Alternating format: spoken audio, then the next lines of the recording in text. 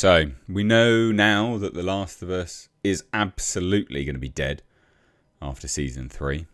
Why?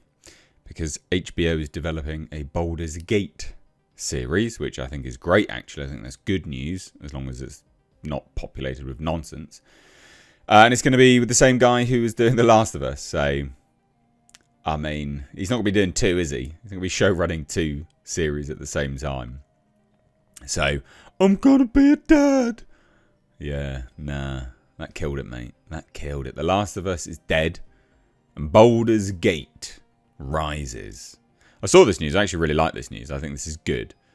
I think this is decent. Or at least has the potential to be decent. That's the problem here, isn't it? Is that this is a Baldur's Gate series, which... I mean, Baldur's Gate's a fantastic game series. They're brilliant. But... it is modern day, and, you know, we've got to wait and see what happens. I tell you what I am surprised with, though, with this being greenlit, is, of course, this is in the wake of Warner Brothers and HBO still being up for sale. And suitors, Paramount and Netflix, still vying for control, trying to seal the deal. It looks like Netflix will actually get it, obviously, but I am surprised that they're just steamrolling ahead and greenlighting stuff. I would imagine it's just in an effort just to stay as business as usual. They have to keep that pipeline of content going. But anyway, I kind of digress. Let's take a look, shall we? So HBO is officially expanding its fantasy slate, and this time it's diving headfirst into the world of Dungeons & Dragons. A live-action Baldur's Gate series is now in development. And while that should be cause for celebration among RPG fans, the reaction online has been far more cautious than enthusiastic. And the reason is because Craig Mazin is going to be leading the project. Yeah. Who, again, previous to The Last of Us, everyone thought he was great because he came in and did that Chernobyl, and people were like, that's great, you're brilliant. And now, after The Last of Us, people are like, oh, that's not so good. So, given the deeply divisive reception to The Last of Us adaptation, particularly surrounding its narrative deviations, tonal shifts, and heavy-handed thematic messaging, many long-time Baldur's Gate players aren't exactly popping champagne. They're bracing for impact, which is true. So, on paper, Marsden looks like a strong pick. His work on HBO's The Last of Us drew critical acclaim at first, awards attention at first, and strong viewership at first. And the series was praised in mainstream entertainment press for its emotional storytelling, production value, and faithfulness, at least structurally, to Naughty Dog's source material. But audience reception told a far more complicated story. I mean, by and large, people liked the first season. It was the second season that people were like, what is going on? So some episodes were widely celebrated, others sparked intense backlash. I mean, I'm speaking on a monolith. Yeah, there were some things which people didn't like, obviously. You know, fans weren't happy with some stuff. Mainly the sort of modern ideological bent that people were shoehorning in. Story expansion, deviations from the game's tone, because became lightning rods for criticism,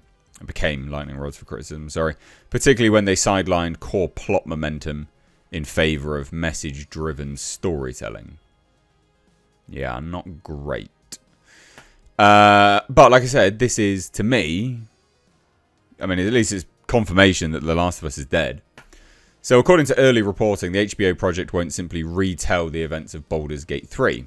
Instead, the series is expected to function as a narrative continuation, exploring the aftermath of the game's storyline, while introducing new adventurers, who eventually cross paths with established heroes. Interesting. On one hand, that gives the writers creative freedom. On the other, it removes guardrails and boundaries. But in a world where they've already established themselves as not wanting to follow those boundaries, that's not a massive stretch or a surprise that they would do that, is it? So the show has far more room to reinterpret lore, reshape characters, inject new thematic priorities, the very factors that fueled debate around The Last of Us. True, but that's because of the deviation from things. So if they're telling a new story which hasn't been told, I mean, people will still be annoyed with ideology, obviously, but If you move past things and you introduce new lore, well, that's different, isn't it? Fans who spent hundreds of hours shaping their own branching journeys in Baldur's Gate 3 are particularly wary of a canon continuation that could overwrite player agency or reinterpret beloved companions, yeah.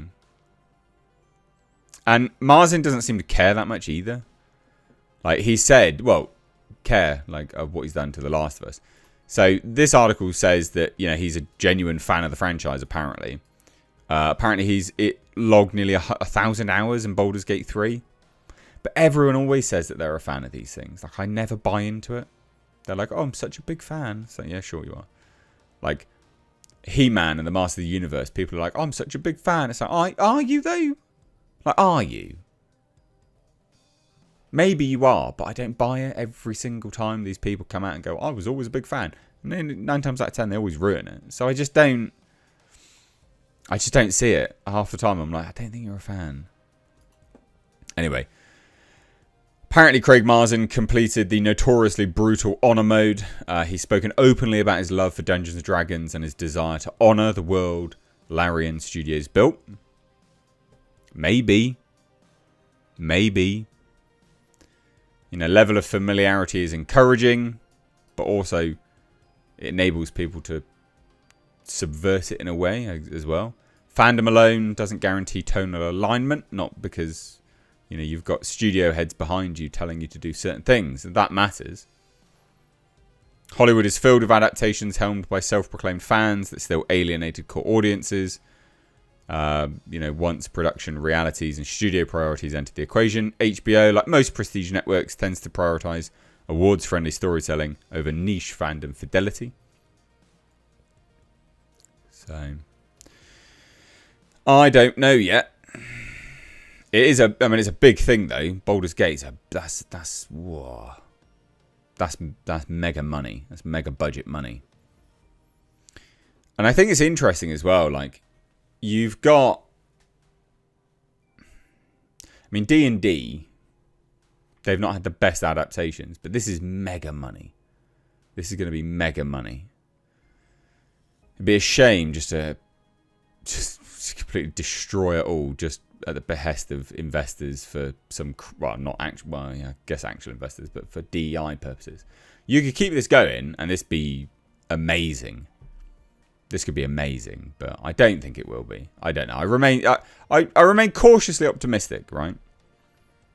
Cautiously optimistic. It's actually what they say in their article. Cautious optimism. I hope it's good. But what is good is, at the very least, The Last of Us is cancelled.